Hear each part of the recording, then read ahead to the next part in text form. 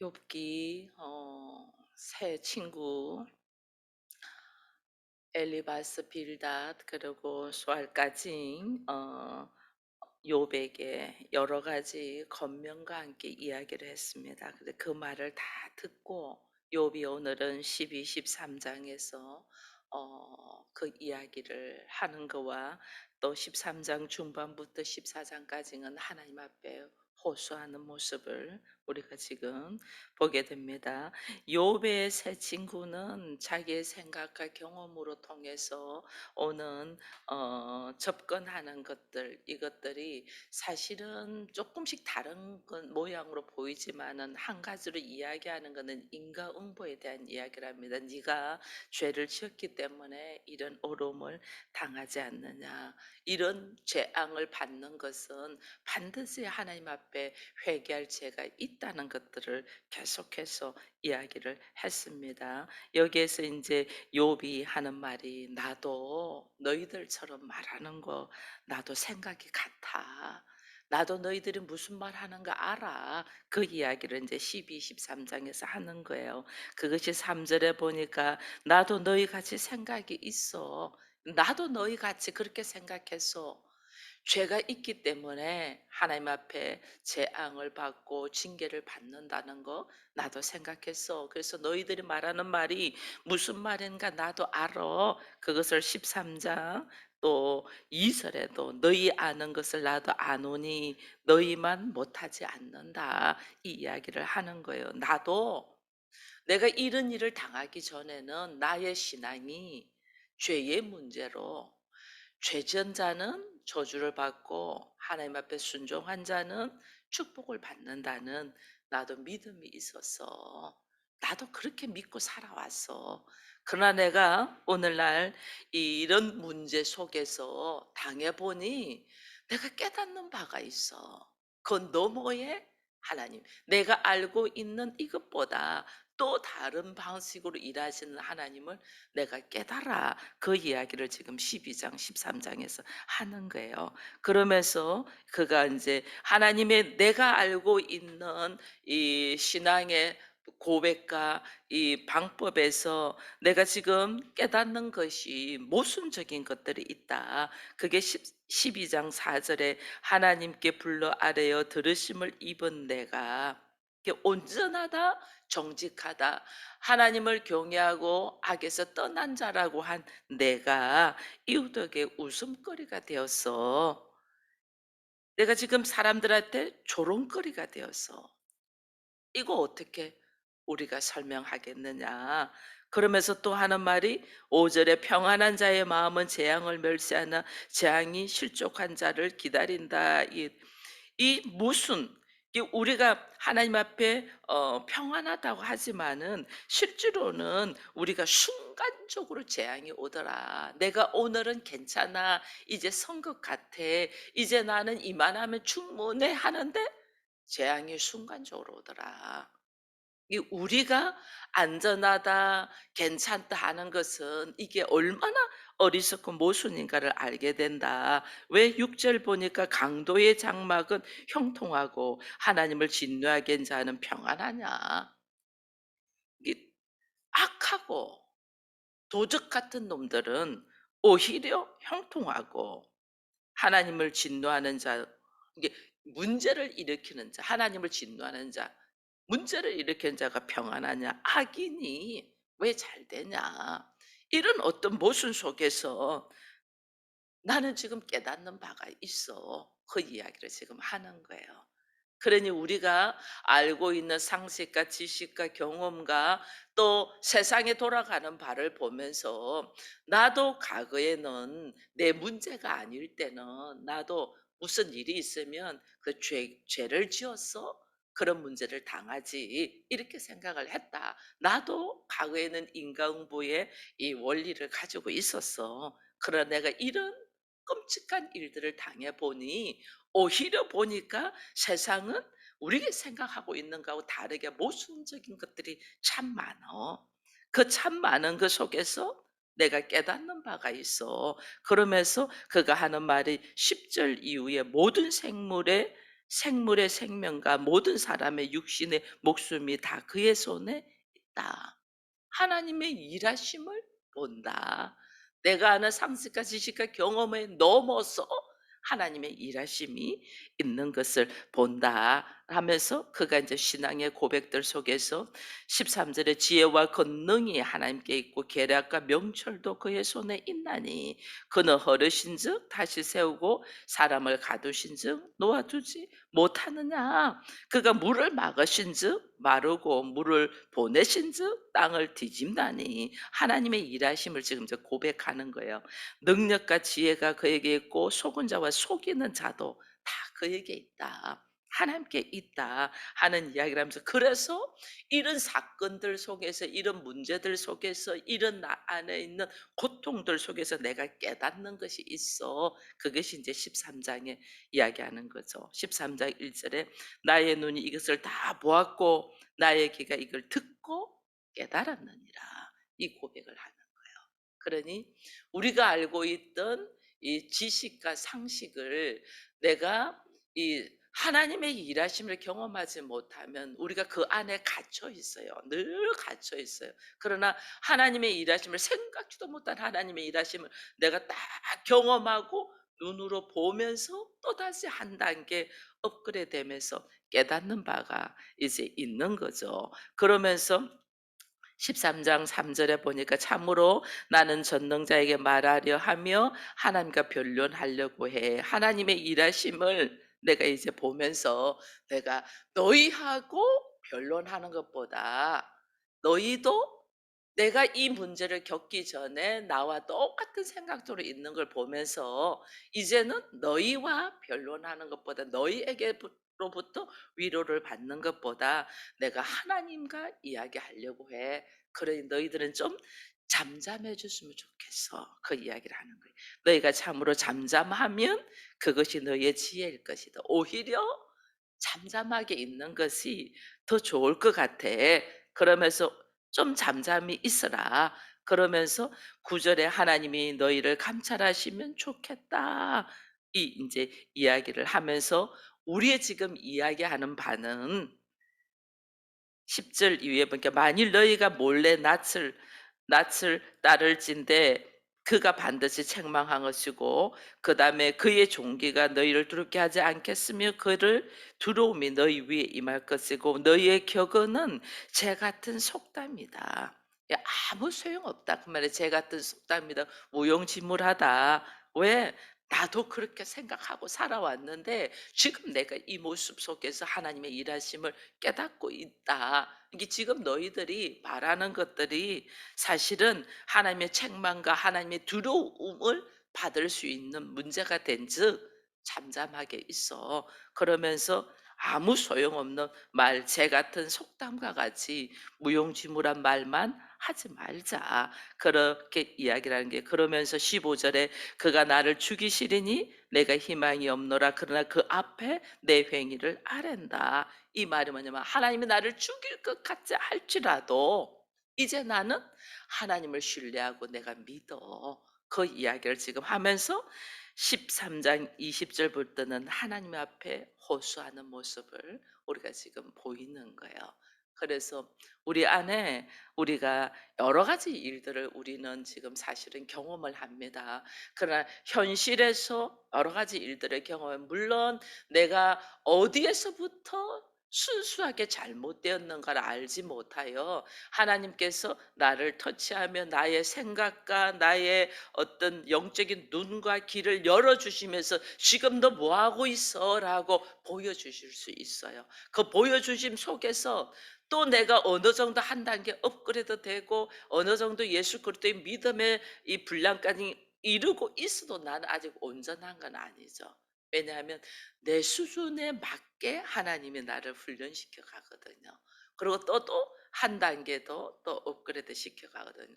그러면서 처음에는 하나님이 외적으로 문제 있는 것들을 우리를 터뜨리면서 깨닫게 합니다. 그래서 나는 죄인이라는 고백을 하게 합니다. 그 죄인이라는 고백을 하고 난 다음에 또 나의 모습은 여전히 내면에 숨겨져 있는, 내면에 내 안에 고질적으로 있는 모습들이 있어요.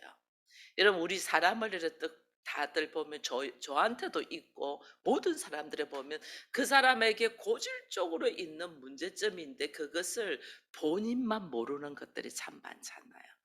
그죠?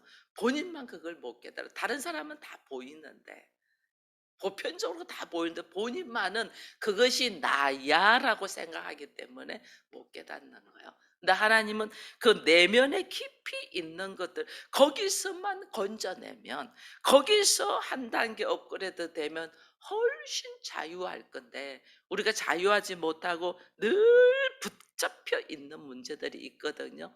그 문제들을 외적인 문제에서 건지고 난 다음에 하나님이 터치하셔요. 외적으로 버벅대는데 내면에 깊이 있는 것까진 끄집어내지 않으셔요. 이걸 늘 알아야 돼요. 그래서 처음에는 외적으로 환경적으로 버벅대고 있는 문제 속에서 하나님이 건지시고 그 건지시고 난 다음에 나를 이제는 어떻게 영화롭게 하나님이 하시기 위하여 외적으로 막 문제 있는 것은 끄집어내서 나를 일단은 죄인이라는 고백과 함께 의롭게 하셔요. 죄인이라는 고백과 함께 예수 그리스도의 보혈로 씻어서 나를 하나님의 자녀라는 이름을 딱 주는데 하나님의 자녀라는 이름을 우리가 가지고 있지만은 내면이 거룩하지 않잖아요. 아직은. 그죠? 그래서 하나님은 내면의 거룩함을 위하여 또 하나님은 한 번 더 하나님은 우리를 일하신다. 이 일하심에 빨리 나를 인정하고 탁 내려놓으면 되는데 우리는 그러지를 못해요. 그러지 못하고 늘 자기 합리화를 하고 자기 연민에 빠져 가지고 또 무언가를 일을 벌리고 있어요, 우리는. 이게 참 고질적인 병이에요. 그래서 하나님은 그거를 이제 내면의 터치는 내가 생각도 못한 일들로 하나님이 터뜨린다니까. 생각도 못한 왜? 내가 생각도 못 하고 있으니까. 나의 모습을 생각도 못 하고 있으니까. 그게 지금 욥의 세 친구는 외면 환경적인 문제, 외면적인 문제에서 노임받아서 하나님을 경외하고 찬양을 하고 있고 이제 하나님을 알아가요. 그것이 종교적으로 이제는 우리는 하나님 말씀에 순종하면 축복을 받고 하나님 말씀에 거절하면 저주를 받는다는 수준에 와 있어요. 그리고 나름대로의 하나님을 경험했어요. 욥도 그걸 넘었었죠. 그래서 이제 욥을 하나님이 더 철저하게 네가 알고 있는 하나님 너머의 하나님을 깨닫게 하시기 위하여 욥을 지금 하나님 터치하시잖아요. 그것이 지금 자녀가 다 죽고 재산 다 날아가고 자기 병들고 건강 잃고 이제 이런 문제 속에서 하나님 또 나의 내면의 것들을 끄집어내는 거죠. 그래서 욥이 하나님께 기도하시는 거예요. 기도하면서 20절 이후에 기도하면서 오직 내게 이 두 가지를 행하지 마옵소서. 그리하시면 내가 주의 얼굴을 피하여 숨지 않겠다 하면서 하는 것이 23절에 뭐라냐면 나의 제약이 얼마나 많냐. 하나님 내 제약이 얼마나 많으면 나의 허물과 죄를 내게 알게 하옵소서. 이게 내 내면의 문제예요. 내면의 허물과 죄. 밖으로 드러나는 죄의 문제는 이미 이 욥은 회개한 사람이에요. 그러니까 사람들이 의롭고 여호와를 경외하며 악에서 떠난 자라는 이야기 나의 내면의 허물과 죄를 내게 알게 해달라. 주께서 어찌하여 얼굴을 가리시고 나를 원수로 여기냐 하면서 14장에 고백하는 것들이 있어요. 여인에게서 태어난 사람은 이게 모든 사람이 여인에게서 태어났으니까 모든 사람은 그 생애가 짧고 걱정이 가득하다. 이게 뭐냐면요. 그러면서 비유하는 것이 꽃과 그림자를 비유해요. 그는 꽃과 같이 자라나서 시들며 그림자와 같이 지나가면 머물지 아니한 꽃. 우리 요 앞에도 꽃이 있지만은 예쁘게 이렇게 꾸며놨지만은 이 겨울철이라고 그럴 때 2주 간 거예요. 근데 2주 가지만은 시들어서 다 빼잖아요. 여름에는 뭐 한 주간밖에 못 가죠. 시들었어요. 꽃은 금방 시든다는 거예요. 근데 여러분 그림자는 뭐 삽시간에 없어지죠. 그죠? 그러니까 우리 인생이 참으로 덧없이 인생이다. 금방 사라지는 인생. 지금 뭐 즐겁고 좋다고 막 어떡한 이거 금방 사라진다. 이게 모든 인간은 연약하다는 걸 고백하는 거예요. 하나님 모든 인간은 연약합니다. 이 모든 인간의 화려한 꽃같이 멋진 인생이 덧없는 인생입니다. 이 고백을 지금 하는 거예요. 그렇게 하면서 내가 뭐 누가 깨끗하고 누가 어떻고 이런 것들이 하나도 그가지 않다. 5절에 보니까 그의 날을 정하셨고 그의 달수도 주께 있으므로 그의 규례를 정하여 넘어지지 못하게 하였은즉 그에게서 눈을 가리켜 그가 품꾼같이 그의 날을 마칠 때까지 그를 홀로 있게 해 주십시오. 이게 뭐냐면 하나님 우리가 뭐 한다고 열심히 일하고 뭐 한다고 뭐 열심히 했지만은 그거 참 덧없는 인생입니다. 그러니 나한테 있어서 내가 무슨 뭘 좀 해가지고 허물이 있고 죄가 있은 듯 하나님 좀 나 좀 홀로 두세요. 좀 홀로 두세요. 혼자 있었으면 좋겠어요. 이 고백을 하는 거예요. 여러분 근데 제가 이렇게 성도들을 이래 봐도요. 함께 기도해 달라고 중보 기도를 내놔 놓고 우리 함께 기도하자고 자기를 오픈할 때는 넘어지지 않아요. 나 혼자 스스로 걸어가기 힘들어서 "나 이것 좀 기도해 주세요." 우리 함께 걸어갈 때는 안 넘어져요. 그러니까 나 혼자 뭔가 할 수 있을 것 같아서 의논도 안 하고 기도도 끄집어내지 않냐고 혼자 뭔가 하려 할 때는 반드시 넘어져요. 사단은 누구를 삼키냐면 무리 중에 있는 거는 못 삼켜요. 혼자서 떨어져 있을 때는 사단의 표적이 돼요. 그래서 교회 공동체에서 중보 기도를 하고 같이 끄집어내고 하나 되는 것이 비록 내가 부족해도 부끄러움이 아니에요. 끄집어내면서 함께 갈 때는 서로 붙잡아주고 밀어주기 때문에 갈 수 있어요. 근데 나 혼자 있고 싶어. 나 좀 가만히 둬. 이럴 때는 그거는 사고치게 딱 돼 있어요. 우리 자녀들도 딱 사고쳐요. 왜냐하면 자기 수준으로 하니까 넘어지는 거예요. 그래서 어느 날 목사하고 상담하지 않냐고 뭐 일을 하고 그다음에 중보하는 사람들끼리 서로 의논하지 않고 혼자서 룰루랄라 하고 있을 때 딱 넘어지는 거예요. 이게 참 놀라워요. 사단은 그렇게 이중 욥이 하나님 인생 참 덧없어요. 지금 하나님께 호소하는 거거든요. 인생 참 내가 그렇게 열심히 해서 이거 아무것도 아니지 않나. 근데 지금 나의 허물과 죄를 가지고 하나님 말씀은 하나님 좀 내버려 두세요. 왜 우리 힘들 때 그러잖아요. 하나님으로부터 좀 도망가고 싶을 때잖아요. 좀 너무 힘드니까 내버려 두세요. 나 지금 아무 소리 안 들었거든요. 너무 힘들어 죽겠어요. 내버려 두세요.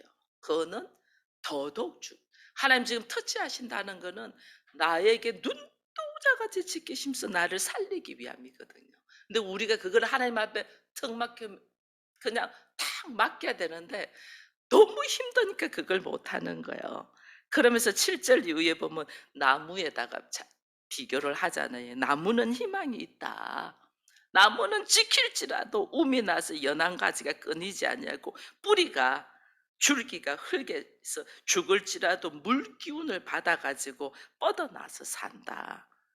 근데 나는 뭐냐는 거죠. 인생은 아무 희망이 없다는 말을 지금 하는 거예요. 그 나무에다 비교해요. 그다음 물도 물에다가 11절 이후에는 물에다가 비교해요. 물이 바다에서 줄어가고 강물이 잦아서 마름같이 사람이 누우면 다시 일어나지 못하고 하늘에 물 흐르면 소생 못하잖아요. 계속 흘러가잖아요. 계속. 내가 수월에 감추며 주의 진노를 돌이킬 때 나를 숨기고 그러면서 아무 희망이 없는 나를 13절 이후에는 이제 하나님 앞에 좀 회복해 주십시오. 회복 기도를 하는 거예요.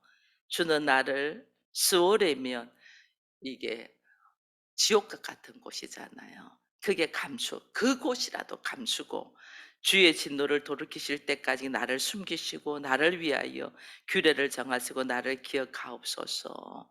이러면서 그가 쭉 이야기를 해요. 이야기를 하고 나중에 하는 말이 16절에 그러하온데 이제 주께서 나의 걸음을 세시오니 나의 죄를 감찰하지 아니하시나이까 주는 내 허물을 주머니에 봉하시고 내 죄악을 싸매시나이다. 이렇게 하나님께서 내가 이렇게 죄가 많아도 하나님은 나로 싸매셔서 결국은 사죄해 주실 것을 고백하며 확신하는 거예요. 그러면서 그가 내 고통이 얼마나 심한가를 말하면서 19절 이후에 물은 돌을 닳게 하고 넘치는 물은 땅의 티끌을 씻어버리나니 이와 같이 주께서는 사람의 희망을 끊으시나이다 하는 것은 실제로 내가 엄청 고통스럽다는 거예요. 내가 엄청 꼴떴다. 왜 보배세요? 재산 잃어버렸죠. 자녀 잃어버렸죠. 건강 잃어버렸죠. 거기다가 아내는 저주하고 도망갔잖아요. 행복 잃어버렸죠. 다 잃어버렸다. 하나님, 내가 이거 다 잃어버렸으니 나의 상태가 심각합니다. 나의 상태가 너무 고통스럽습니다.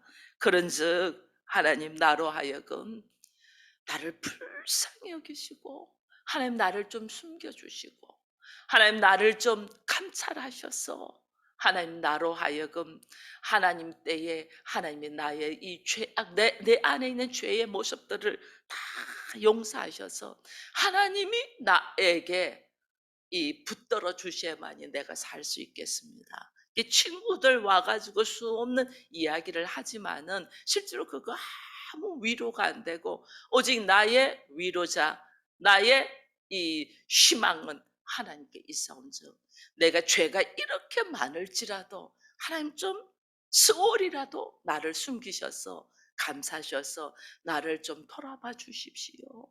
이 고백을 지금 하고 있는 것이 14장. 그래 오늘날 우리의 삶 속에 내가 죄인이라는 고백 속에 하나님 앞에 다시 일었을 때 우리는 힘과 용기를 가집니다. 근데 나 내면의 문제를 다 터치할 때 우리가 말할 수 있는 것이 없어요. 왜? 내 자신의 내면의 문제를 하나님이 끄집어내기 시작하면 부끄러워도 그렇게 부끄러울 수가 없어요. 전적인 하나님의 은혜로 오늘 우리가 이 자리에 있고 하나님의 자녀가 된 거지 하나님께서 내가 온전했어가 아니라는 걸 다시 알면서 그러나 하나님은 나를 예수 그리스도의 믿음의 분량까지 이르게 하기 위하여 하나님의 인정된 자들을 하나님 터치하셔요. 여러분 너무 어린아이들한테는 별거 우리가 기대 안 하잖아요. 그 아이는 그냥 먹고 자고 잘 놀기만 해도 우리는 만족해요. 그러나 성숙된 사람일수록 기대를 하잖아요. 그 기대를 한다는 것은 하나님이 우리를 터치하신 내면의 것들을 끄집어 올리면서 터치하신다는 거예요. 그럼 내가 하나님의 기대에 걸맞는 자로 성숙되기 위하여 하나님께서 일하심을 알고 나를 터치하고 끄집어내고 이끌어낼 때 부끄러워할 것이 아니라 나를 더 멋진 그리스도인으로 세우기 위한 하나님의 일하심인 줄 알고 함께 기도하며 중배하며 아버지의 뜻에 합당한 모습으로 우리가 든든히 설 수 있는 자로 세워지기를 축원드립니다.